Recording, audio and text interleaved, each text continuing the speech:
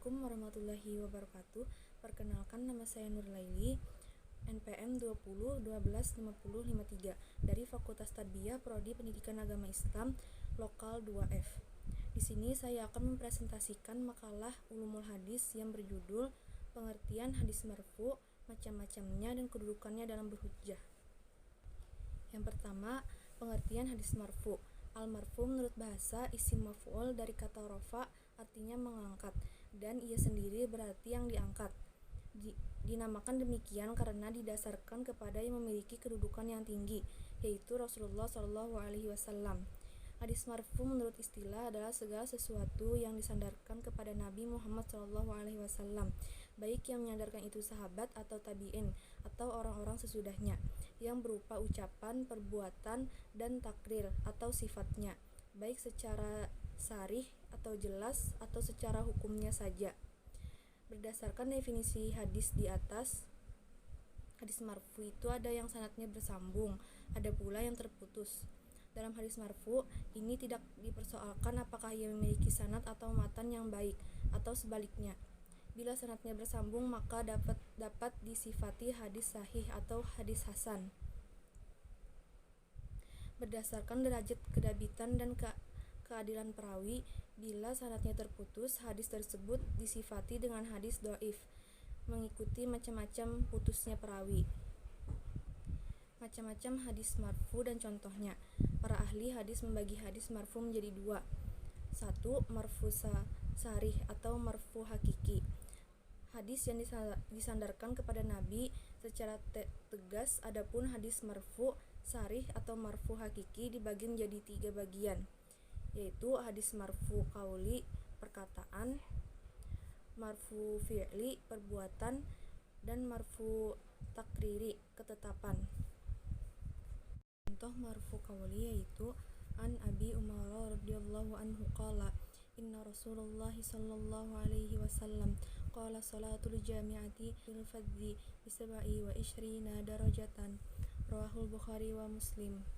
Yang artinya, warta dari Ibnu Umar radhiyallahu anha bahwa Rasulullah sallallahu alaihi wasallam pernah bersabda, salat jamaah itu lebih afdal 27 lantai daripada salat sendirian. Hadis riwayat Bukhari wa Muslim.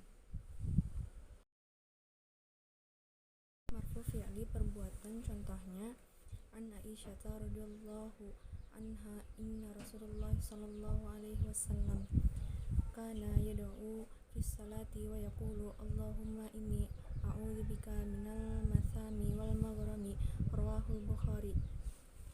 Dari Aisyah radhiyallahu anha bahwa Rasulullah sallallahu alaihi wasallam berdoa di waktu sembahyang. Ujarnya, ya Tuhan, aku berlindung kepadamu dari dosa dan hutang. Hadis riwayat Bukhari. C. Marfu takriri atau ketetapan. Konon kami bersembahyang 2 rakaat setelah matahari tenggelam. Rasulullah SAW mengetahui perbuatan kami, namun beliau tidak memerintahkan dan tidak pula mencegah. Yang kedua, marfu ghairu sarih atau marfu hukmi. Segala yang dipandang hadis marfu padahal tidak disandarkan secara tegas kepada Nabi. Adapun marfu ghairu sarih terbagi 3 bagian: marfu qauli hukmi, marfu fi'li hukmi, dan marfu takriri hukmi. A. Marfu qauli hukmi. Contoh marfu qauli hukmi yaitu aku diperintah begini, aku dicegah begitu. B. Marfu fi'li hukmi. Contoh marfu fi'li hukmi, perilaku itu dilakukan di depan Nabi atau ketika masih hidup. Jabir radhiyallahu anha berkata, konon kami makan daging kuda di waktu Rasulullah SAW masih hidup. Selanjutnya, marfu takriri hukmi. Contoh marfu takriri hukmi yaitu hadis ini diikuti dengan kata-kata Abu Qasim sunnatu, sunnina atau minas sunnati. Percakapan Amru ibnu As radhiyallahu anha dengan Ummul Walad, la talbisu alaina sunnatan nabiyina, jangan kau campur adukan pada kami sunnah nabi kami. Hadis riwayat Abu Daud. C. Kehujahan hadis marfu. Hadis marfu yang sahih dan hasan dapat dijadikan hujjah, sedangkan hadis marfu yang dhaif boleh dijadikan hujjah hanya untuk menerangkan fadail amal. Kesimpulan dari makalah sunnah saya, yaitu hadis marfu adalah segala sesuatu yang disandarkan kepada Nabi Muhammad SAW, baik menyandarkan itu sahabat atau tabi'in atau orang-orang sudahnya, yang berupa ucapan, perbuatan, takrir atau sifatnya, baik secara sharih atau jelas dan secara hukumnya saja. Adapun hadis marfu dibagi menjadi beberapa macam, yaitu marfu sharih yang disandarkan secara jelas dan tegas. A. Marfu qauli, perkataan. B. Marfu fi'li, perbuatan. C. Marfu takriri, ketetapan. Yang kedua, marfu ghairu sharih yang disandarkan secara tidak jelas dan tegas. A. Marfu qauli hukmi. B. Marfu fi'li hukmi.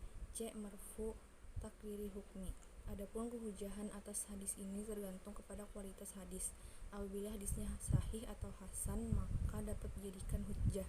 Tapi bila hadisnya dhaif, boleh dijadikan hujjah hanya untuk menerangkan fadail amal.